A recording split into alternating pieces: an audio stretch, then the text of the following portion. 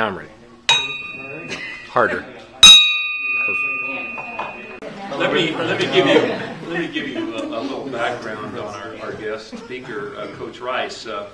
He's the 7th head coach in Boise State basketball history. He's been coaching for 21 years. 11 of those years, and the last 11 of the 21 were at Gonzaga in Spokane, where he was on the basketball coaching staff under Coach Few. He has been in 11 NC2A tournaments at Gonzaga. Coached there 11 years, 11 NC2A tournaments. He's been to 3 NC2A Sweet 16 appearances with Gonzaga. So let me introduce the BSU head basketball coach, Leon Rice.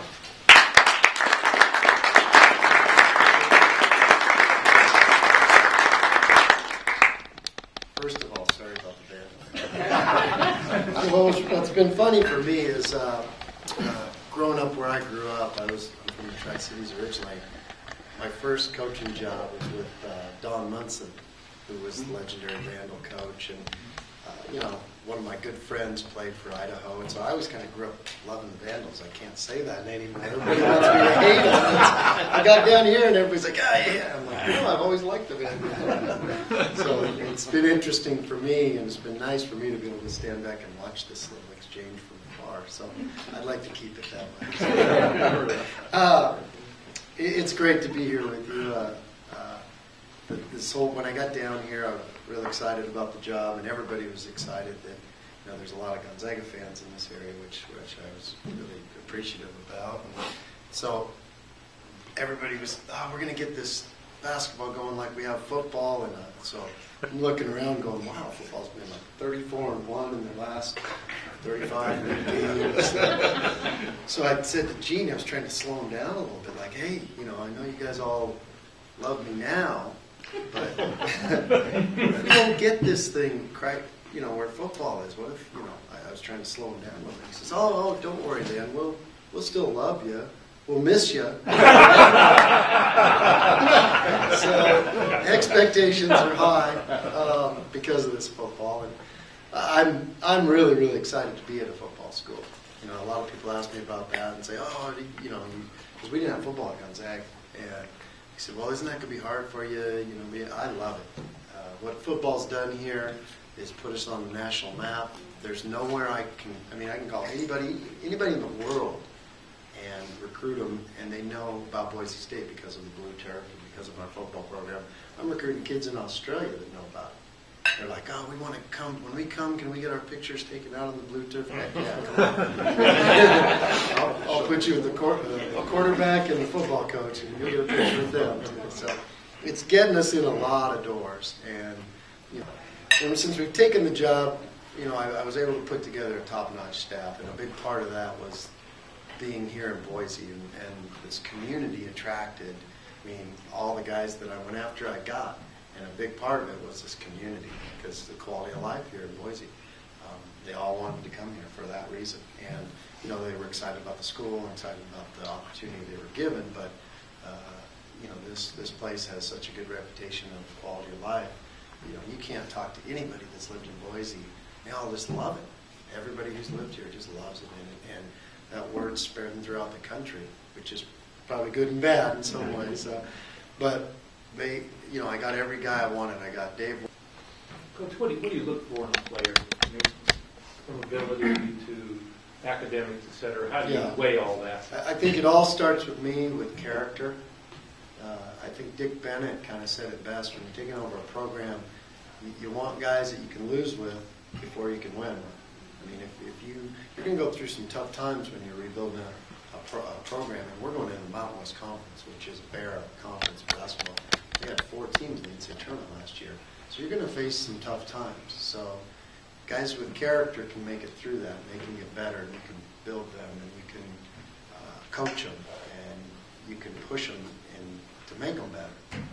So that's where it all starts, guys with character, because they're going to take care of their business in the classroom. They're going to be good students. They're going to be, I told one of my assistants, I said, you know what, I really feel good about the 5 guys we brought in. If if I call them, they call me right back. You know, it's a simple thing, but it's like, you deal with a lot of kids these days, and you'll call them, and a week later you're like, this guy hasn't called me back yet, you know. And so I want to recruit guys that this community is going to be proud of. They're not going to be perfect, and they're not going to all look alike, but that's where it all starts with me beginning. And then, you know, obviously basketball talent. I want work ethic. So kids that do well in the classroom are usually, you know, I'm convinced you can't draw the line at greatness. You can't be great in basketball and then, hey, well, I'm just going to blow up in classes. And so that's, you know, we want to get kids that take that serious everywhere in everything they do. So. I've been going to basketball games for a long time at Boise State, and a lot of us, I think, remember the good old days when Bobby died. Yeah, Bobby died, 10,000 people. You know, what's it going to take to get back to that? Well, I think the first thing is it starts, like I said, with you know, you watch the NCAA championship game. I barely watched it this year. I was on the phone with a recruit actually during the game. So, but when the game ended, it felt good about the Butler team. I mean, you're like, wow, those kids, they were tough. They were scrappy. Now, they were playing a national championship game, so you had to feel good about them. But, you know, there's a lot of times you don't have to win every game to feel good about your team. I mean, that helps. You know, you put together a lot of wins, and people always feel good about it. But I want a group of guys that you can be proud of night in, night out, no matter how the outcome is. Because, you know, like I said, we're climbing a big hill, that Mountain West, so we're not going to win every game. But I want a team that plays really, really hard, that plays together, that doesn't come apart, that shows passion and caring for what they're doing.